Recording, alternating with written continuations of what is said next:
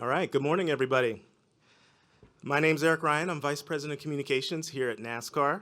Thank you for being here with us in lovely Phoenix, as well as those joining on the live stream and on SiriusXM as we prepare to open this historic 75th Anniversary Championship weekend.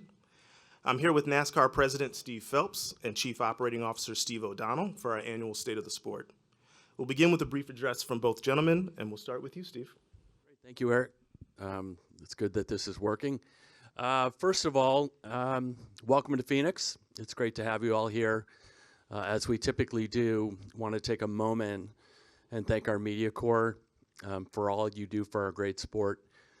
Whether this is your 38th weekend or your first, each of you play a role in bringing our sport closer to our race fans. So I want to thank you for all you do. Secondly, before we get into this weekend and the season overall, I did want to take a moment to congratulate Kevin Harvick on his amazing career and Eric Almirola. We're super excited to have Kevin in the booth next year. Not exactly sure what Eric's plans are, but I'm sure we'll see him around a racetrack somewhere. This is the fourth year that we've been in Phoenix for our championship. I think this community has embraced our championship. If you think about what happened from a fan perspective, we've been sold out of the race on Sunday since June. Early sellouts last year and the year before as well. So it's great to be in Phoenix, but also the local community, what the local community has done for our sport. When you walk off the airplane here and you see the city of Phoenix and the pageantry and the displays and whatnot that they have, despite it being a World Series market, we feel welcome here. And we also feel welcome by the corporate community. So a big shout out to Latasha Causey, who's been here a little over a year.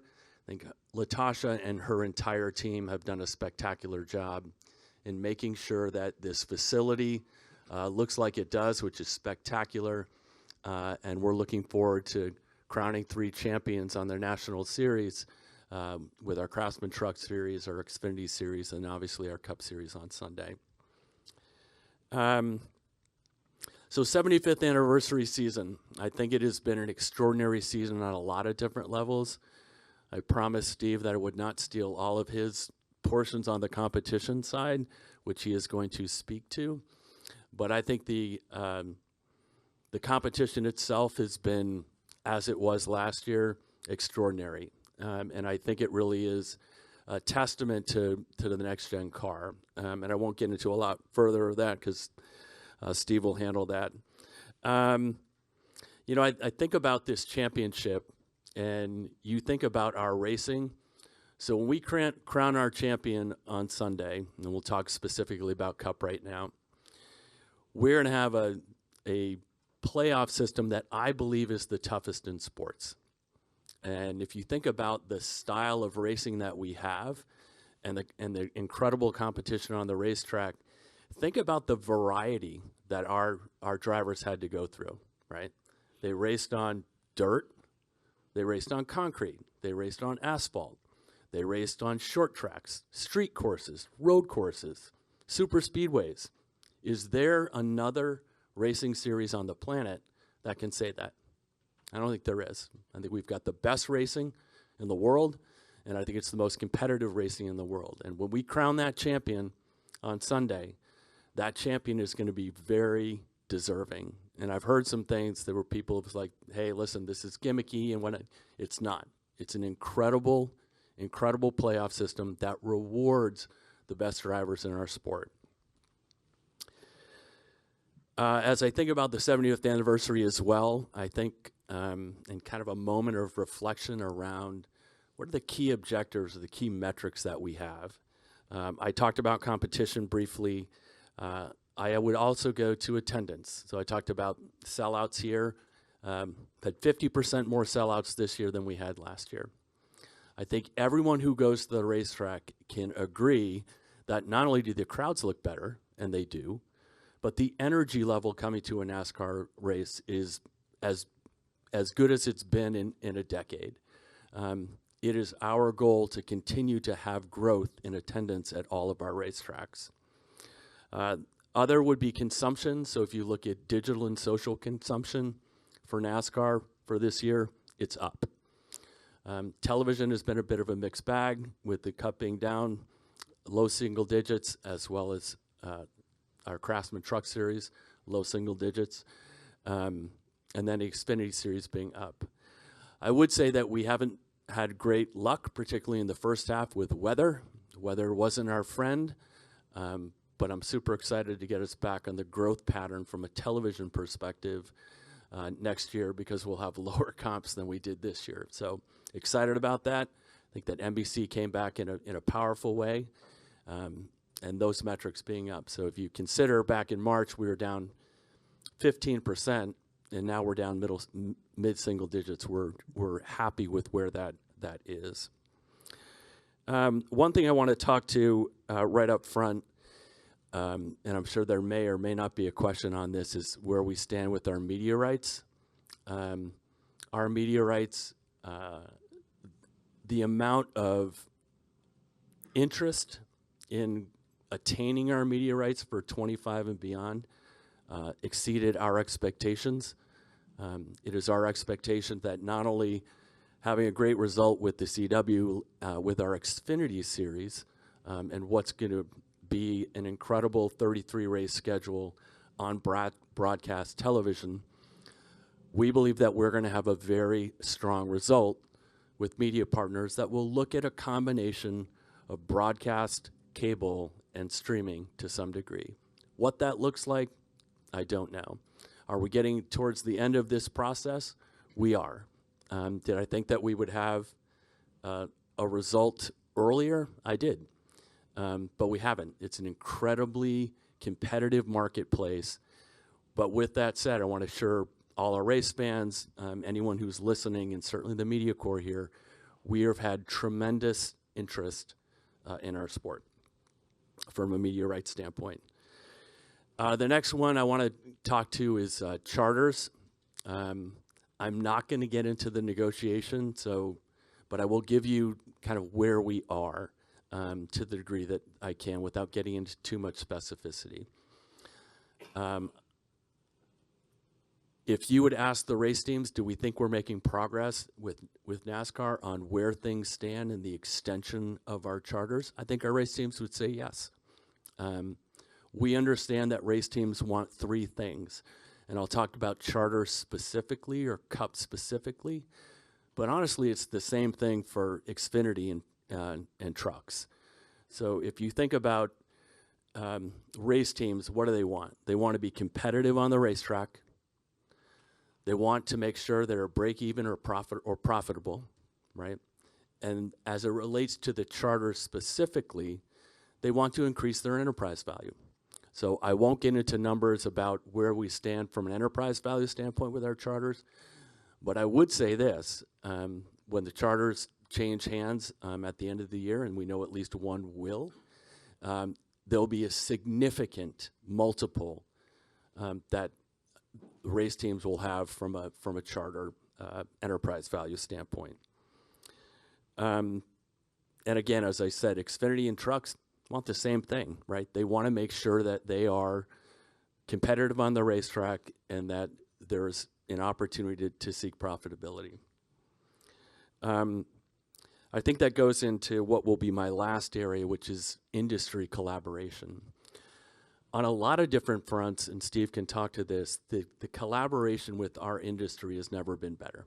Whether you're talking about OEs, you're talking about racetracks, you're talking about teams, or you're talking about drivers, there is an energy level and an excitement level that we are moving together as one.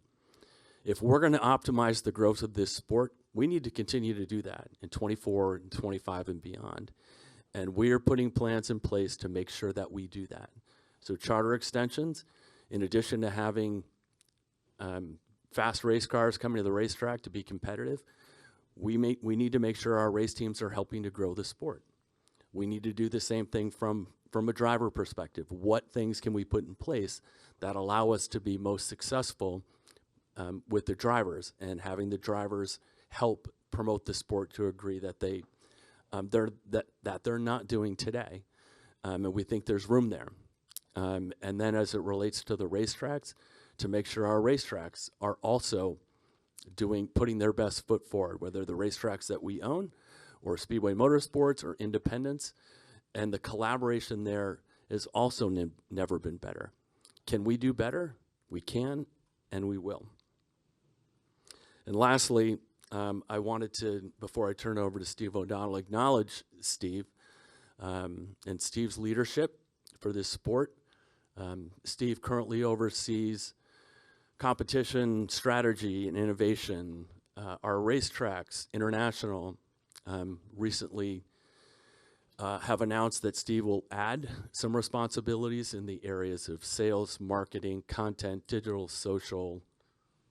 I had to miss something here, someone broadcast. So Steve's title won't be changing, but his responsibilities are changing, and I'm super excited to have Steve take those additional roles. And the last thing I would say, just so I can embarrass Steve, today's Steve's birthday. So please be nice to Steve when you ask questions. Over to you. Thank you, sir. And I would echo what Steve said, the time and energy not lost on us, how many races we have through all of our portfolio of races.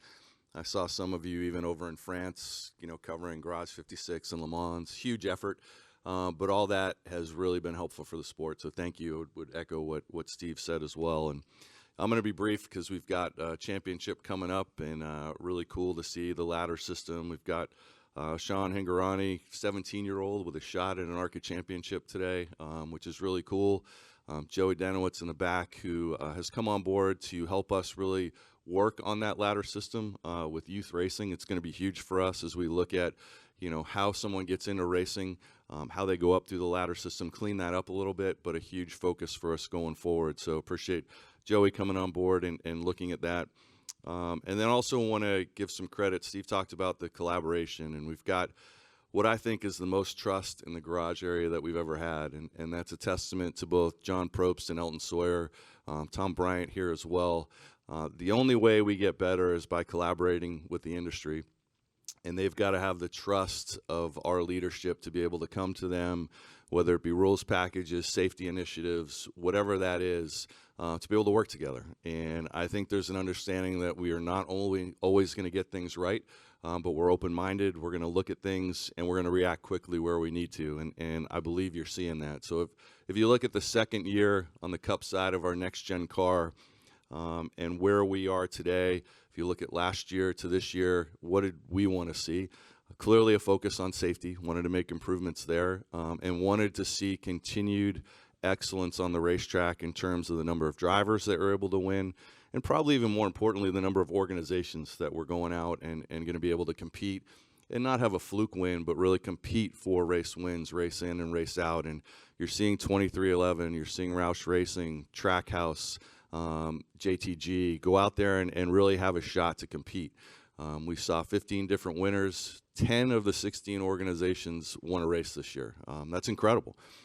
The OEMs have all been represented. All 3 OEMs are in our Final Four. So going back to Steve's point, you got to win, and you got to perform on the racetrack. All of our OEMs know that.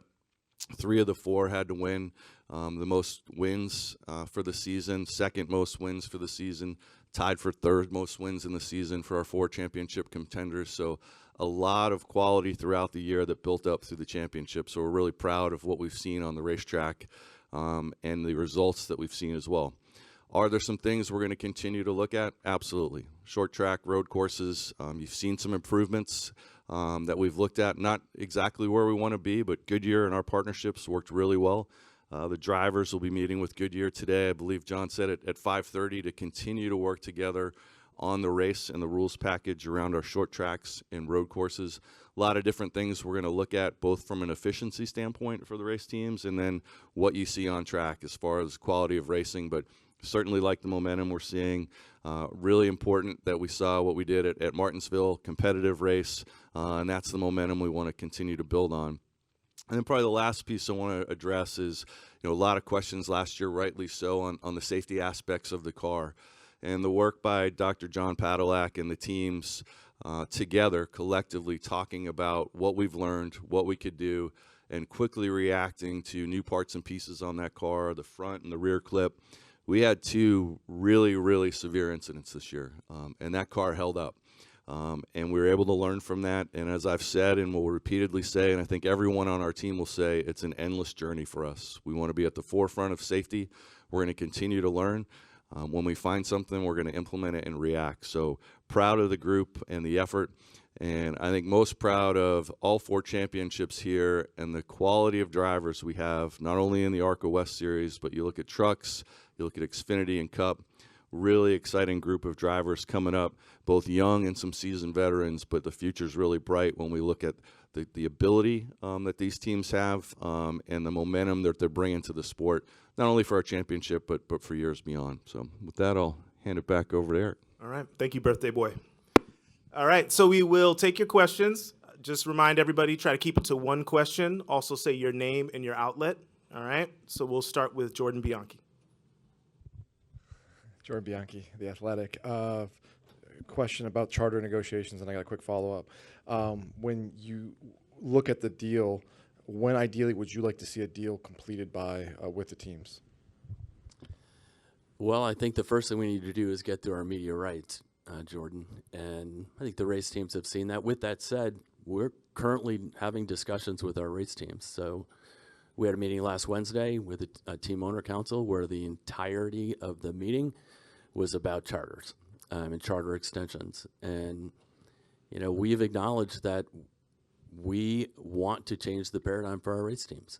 And we need to make sure our race teams are profitable. We need to make sure our race teams are competing on the racetracks. And we are interested in having their enterprise value climb, as I had said earlier. So no timeline, but we are, as we're finalizing our media rights, we are talking about other portions of what our charters would look like that are not financial.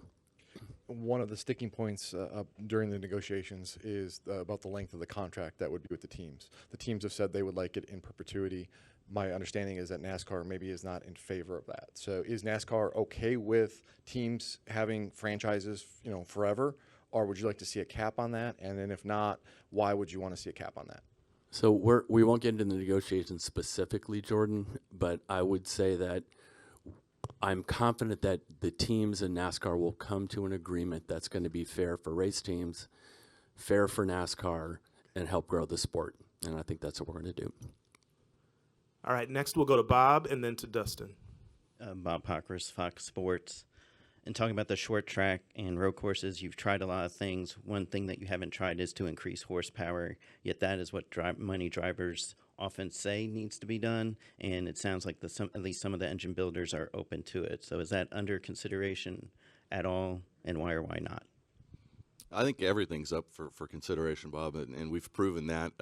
You got to factor in, you know, what are the costs involved as well, right? It's not as simple as just upping the horsepower. You better be ready for all your OEs to be on board.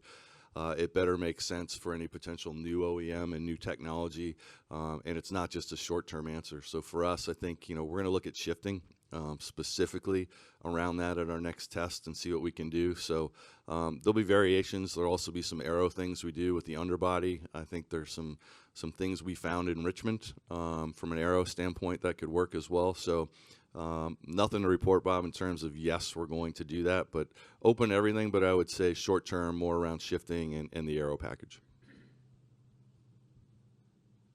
Okay. Dustin? Dustin Long, NBC Sports. You guys have talked a lot about interest internationally and wanting to go internationally, and there was a lot of talk about going to Montreal this year, other than for next year. Why is NASCAR not going to Montreal next year, and when is it likely is that opportunity still open, or what does the future, what does 2025 look like internationally? Yeah, I think 2025 and really beyond look like there's a number of opportunities. So when we looked at Montreal, absolutely there was interest on both sides, and I wanted to dispel kind of some of the rumors that were out there that Iowa came in place of Montreal. It's not the case. In an ideal world, we actually wanted to potentially bring on both racetracks. And I think when you look at our sport and the ability to go into a marketplace, really grow the sport, we want to make sure we have all the levers in place to not just kind of come in and out. We want to build NASCAR within that particular country or marketplace. And as we continue to talk in Montreal, we realized that probably a little quick to be able to make that happen. And in the meantime, there's been a number of discussions, not only in other areas in the U.S., but other opportunities in North America and outside the U.S. So for us, it was a little bit of a pause, and let's evaluate all of those opportunities together and look at what's in the best interest of all of our fans for 25 and beyond to make sure that we put the most exciting schedule together possible. Okay. Next, we'll go to Kelly, and then Lee, and then Nate. Kelly Crandall, Racer.com. I guess this would be for OD as a competition question. Steve, there's been times this year where there's been some issues with the officiating in the tower, some inconsistencies. Brad or Elton has admitted that on SiriusXM a few times. This offseason, is there going to be some time to review or just take some steps to try to button up what's been going on in the tower to not have as many of those issues? So I would take a little bit of issue with as many of those issues. I think as a sport, I'd put our officials up against any sport in the world. And I'd also put our officials from an integrity standpoint up against anyone in the world. When they make a mistake, they don't hide. They go to the media, they go to a race team, and they correct it. Doesn't happen in all sports. So do we want to get everything right? We do. But I would remind everyone, there's no timeouts. There's no going back to New York to review something. You're racing, and every second of every race you got to make a call. And you got to be able to defend that. So what I'm proud of our folks is they're able to come in and defend the call they made. And if we made a mistake, we're going to address it. We meet every Tuesday. We go over everything that happened in race control. We talk to the drivers. We talk to the owners. So we want to be perfect for sure, Kelly, but we're not going to get everything right. We're not going to get everything right in 24 or 25 as well. But I promise you that the best interests of getting it right every single second of every race, it's always our goal. Okay, we have Lee next. Lee Spencer, CatchFence.com. To follow up on Bob's question with the short track package, are you, OD, would you be up to just having something other than a one-size-fits-all type of car to improve the product on the short tracks and the road courses? And if that meant a different engine package in that car or different aerodynamic parameters for that car, is that something that NASCAR would entertain? Yeah, I think that's one of the things you saw with the test, looking at the underbody of the car. If there's certain areas we could remove on short tracks and road courses that would make an improvement, we would absolutely do that. Okay, we'll go Nate, Claire, and then Jeff. Nate Ryan, NBC Sports. Not sure which Steve would answer this, but my question is about Fontana. Yeah, probably that, Steve. We've recently seen visual evidence floating around that the demolition of the 2 Mile Oval in Fontana has begun. Can you confirm that? And can you also provide an update on if the plan is still to put a short track there, if the parameters of that layout would still be like a Richmond, Bristol, Martinsville hybrid, and when would, if that's going to happen, what's the target for a completion date and opening? So I like the 3-part question, Nate, but at least they're all together, right? A common thread, right? So I will take this one. I would say yes. I will confirm that demolition has begun. I would say that we are still planning on building a short track in Fontana. What the timing of that, I don't know. This isn't the best time to be building based on inflation, the cost of capital, et cetera. But our intention is to continue to be in the Southern California market. That for 2024 will be at the Coliseum. So, but it is our intention to build a short track in the Inland Empire. Would it install the same layout parameters? I think it's going to be a short track. It'll be most likely be a half-mile racetrack. What exactly that looks like, but we've got renderings, we've got what it looks like. That we are ready to go when the time is right. I do. That's a good question that we're not ready to talk about, Nate, because we're not going to talk about the 25 schedule. Steve alluded to a couple of things that we could potentially look at, but the Southern California market is important to us. Okay. We'll go to Claire, then Jeff, and then Jenna. Claire B. Lang, Sirius XM NASCAR Radio. I talk a lot with fans on the radio, and it seems to me even the fans who are iconic longtime fans are understanding change now and are embracing it more than I recall them doing. What is your feedback saying about that? And then also, can you also talk about how the drivers can help sell the sport more than they are now, and what you're envisioning that they could do that they're not doing, you know? Yeah, go ahead and take that. No, I'm just kidding. It's his birthday. We'll be nice.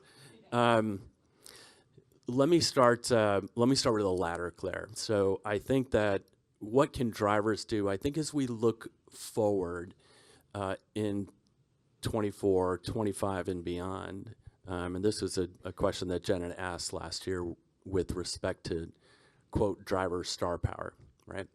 I think for us, we've got our drivers are fantastic. They're interesting. They're, heroes when they get into the race car. We need to expose them in a greater way to both existing fans and nurturing that relationship with our existing fans and future fans.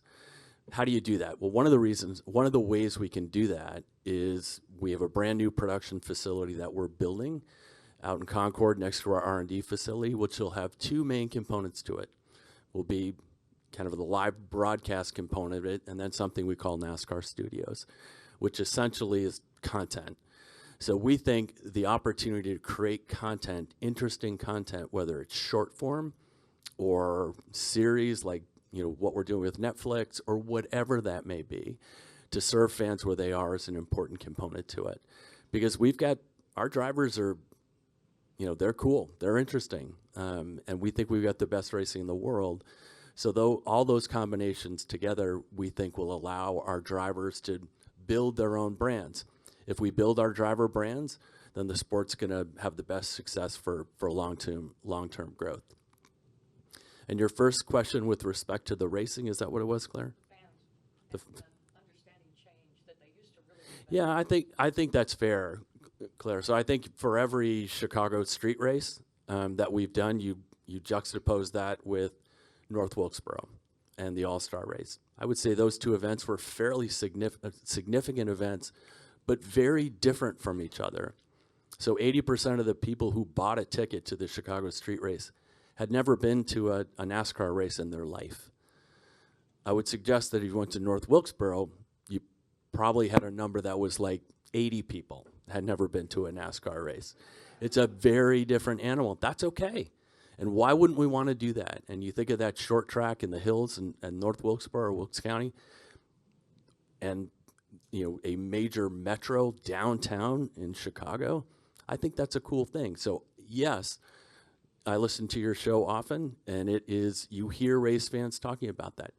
Hey, maybe Chicago street race wasn't everyone's cup of tea, but it was interesting after we announced Chicago, with our research, the number of fans that said, oh, that was a whole lot better than I thought it was or would be. That's an important thing too. So we're trying to serve over our 38 weekends across 3 national series, all kinds of opportunities for fans to be engaged in our sport. And I think that we do a better job than most sports, honestly, listening to our race fans. What's important to them and how do we serve them? Because it's important to us. I would just add one thing that I think we really want to focus on going forward too with our broadcast partners and others is just how hard this sport really is. And I think for some of the new fans coming in, there's not a lot of difference between our quote unquote fans who have been with us for a long time and new fans. But when someone's talking about Kyle Larson and he's able to hit his mark, what does that mean? And if Kyle Larson gets out here on Sunday and is able to hit a spot that's an inch wide on a racetrack, lap after lap, that's hard. And showcasing that and why he's so talented, why he's different from other drivers is going to be really important for us going forward. I think that's an opportunity for us to really showcase the skill that's involved on any form of racetrack, as Steve talked about, but particularly on ovals and what happens is going to be an important area for us to focus on going forward. All right, thank you. So Jeff's next, Jenna, followed by Deb. Jeff Gluck from The Athletic. you just talked about driver star power a little bit, and I was wondering because, the industry lately has had sort of a conversation around this topic of whose responsibility it is to build this. And you talked about, NASCAR Studios and Netflix and what you guys are doing. Where does the responsibility come from? Like, are you supposed to be building this and driving this? Are the teams supposed to be doing it? Are the drivers supposed to be doing it themselves? Who is lacking in that area, and what needs to happen to make that better? Listen, I think we all need, the answer is yes. All the responsibility is with NASCAR, the responsibility is with our race teams, the responsibility is with our drivers. And I think that as we move forward, putting things in place that will allow for this success there is important, because we will not optimize our growth if the entire industry doesn't come together. And I include racetracks in that too, which is why I included that in my upfront. It's important to grow driver brands. And listen, I've heard from others that, from the race teams saying, hey, we want to build our own brands as race teams. I'm for that too. If Hendrick Motorsports can build Hendrick Motorsports and it leads to more engagement from our race fans, I love that. But I do know that drivers becoming more popular, increasing driver star power, is absolutely going to grow the sport as well. And so we need to make sure that we're putting things in place that will allow that to happen. Okay, Jenna, Deb, and then Chris. Jenna Fryer, AP. Thank you, Steve O.D., for spending part of your birthday with us. I know it was it was great. Shockingly, I'm stuck here. I was going to ask you about star power, but I think that you're just going to answer the same way. So I'm going to try, though. Yesterday, unprompted, Blaney said to us, he said, unfortunately for you guys, there's just no drama. There's just no excitement. It's just the four of us. There's no bad blood. And then Dale Jr., I think the phrase he says is these four guys are just not very dynamic and aggressive. How do you overcome that? And how do I know you've been talking about the energy on site is good at events, but when you've got the participants and the people here saying, yeah, all right, these four could have been more dynamic, but this is who we're stuck with. How do you overcome that? Oh, you get it. No, I guess I would say, what does that mean? You've got arguably two of the best race car drivers in the world going out to compete for a championship. So I'm a little bit confused. I'd say you've heard from Kyle Larson and Christopher Bell in terms of the U.S., what they're doing on different surfaces. You've got Ryan Blaney, who's gone out there and won. I'd say it's pretty dynamic in terms of, I don't know if I think you have some time with Ryan Blaney. He's a pretty fun guy. And you look at, William Byron, what he's done, what he stands for. So, everyone's not going to be, a certain personality that drives things. I think we've got to look at, what they do to represent our sport. I'm proud of those four drivers and what they do to represent our sport. I think going back to what Steve said, there's things that we've got to do as a sport to really showcase their talent more on the racetrack, right? And I think that'll help us. We're not going to be a soap opera. We're a sport that's going to go out there and race and showcase the talent of our athletes. And with that will come personality. With that will come some storytelling. We've got to do a better job, certainly, around storytelling. But I personally, I think I can speak for Steve on this. I'm proud of the Final Four we have in all of our series. Certainly some people do some things differently, right? And outside of a race car. But that's for us, I think, as a sport. And you asked the right question, and we've talked about it. It's on everybody, race teams, the tracks, what we're doing at track to showcase our drivers. Candidly, going back a little bit old school, some of the things we used to have with stages at tracks, autograph sessions, things we may have gotten away from in the past that I think getting the drivers with their helmets off, getting that personality out there a little bit more. I'd reverse it a little bit, Jen. I think we have a big opportunity as a sport because we've got a crop of young drivers for fans to come in and embrace. And now we've got to do the job, as do they, to say, hey, come root for me, right? And come along for the ride, because it's a lot of young drivers that we need to have fans embrace and latch onto and show them why. No, and I think that's an important component as well that Steve brings up about the young drivers. I mean, the average age of our championship four on the Cup side is 28. The oldest driver is 31. You will have either a two-time champion in Kyle Larson or a first-time champion in the other three. And I will go back to my opening. I think these guys, if you get here and you're the championship 4, you deserved it. Honestly, in all four, 3 series, national series. And I'm excited about what we're going to see on the racetrack Friday, Saturday, and Sunday. And I think there's going to be incredible drama. I don't think that any of those 4 drivers in any of the 4 series is just going to lay over and let someone win. They're not going to. They put the helmets on, they strap in, and it's game on. And that's what they do. And they do it better than anyone in the world. All right, next we'll go to Deb, and then Knight and Wolfgang. Deb Williams, Auto Week. Having covered this sport for 4 decades and having seen how much good NASCAR's diversity program has done in the last 2 decades, how is the America First legal complaints to the EEOC going to affect NASCAR's diversity program? You know, Deb, I'm proud of the work that we've done in the areas of diversity and inclusion to broaden our sport. Our sport's about welcoming all race fans, right? And that's what we want to do. We are going to continue efforts to have the entire country, the entire world come to our facilities, watch on television, because it's about a love for racing. I think our racing and our sport in general, but racing specifically, is a great opportunity for people to come together, and that's what we want to do. So we're going to continue to make sure that we are broadening our fan base, and broadening our fan base across every segment of this population, young, old, black, white, male, female, all of it, because that's how we're going to grow. Our job when we wake up in the morning, how can we grow this sport? And we're going to do it with all kinds of programs to meet potential race fans where they are, or existing race fans where they are. And I think that's a responsibility of anyone who works within this sport, certainly those that work at NASCAR. Thank you. All right, Chris, Wolfgang, and then Jerry Jordan. Chris Knight, catchfans.com. This question is for OD. We saw that NASCAR brought stage breaks back to the road courses at the Charlotte Roval in October, and I was just curious if that motion was going to continue into 2024 and we see stage breaks be back on the road courses. Yeah, first of all, good to see you back here, Nighter. I would say that we are strongly looking at that. I would say 99% there will be some type of stage break, but we do want to look at the incentives during the race. There was a lot of challenges from the race teams of strategy and who stays out or points, and I think we want to take some time with the teams and drivers to figure out what's the best use of that. Maybe looking at the point system as well, but would anticipate stages for sure. Okay, Wolfgang, Jerry, and then Utter. Wolfgang Monzer from Germany, Rennsport Press Agency.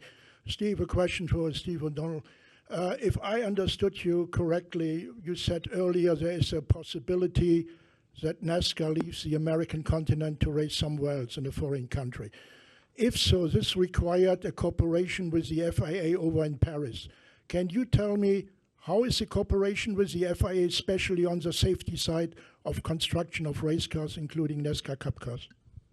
Yeah, I would say, first of all, really proud of what we've done in North America in terms of safety and working with the FIA. But, we go through ACUS. We have great cooperation between NASCAR and IndyCar and all of the forms of motorsports in the U.S. I think you're seeing some of the technology we've actually come up with be utilized now in other forms of racing, which is terrific to see. So for us, it'll be a delicate balance depending on where we go. Closer relationships with certain FIA leaders in specific countries, and some we've got to get to know. So we'll continue to look at what forms of racing we would bring outside the U.S., what technology is under the hood. A lot of opportunities for us as a sport, be it alternative fuels, electric, hydrogen, everything's on the table. Which is unique for, I think, us as a sanctioning body in terms of, having that Garage 56 program, having our next-gen car designed specifically for all kinds of different power units. So we're excited about the opportunities and can vary those depending on where we're at, country or continent. All right, next we'll go to Jerry, and then Jim. Jerry Jordan, kickingthetires.net. OD, for you, a year or so ago, there was a lot of talk about EV cars, and then that kind of shelved.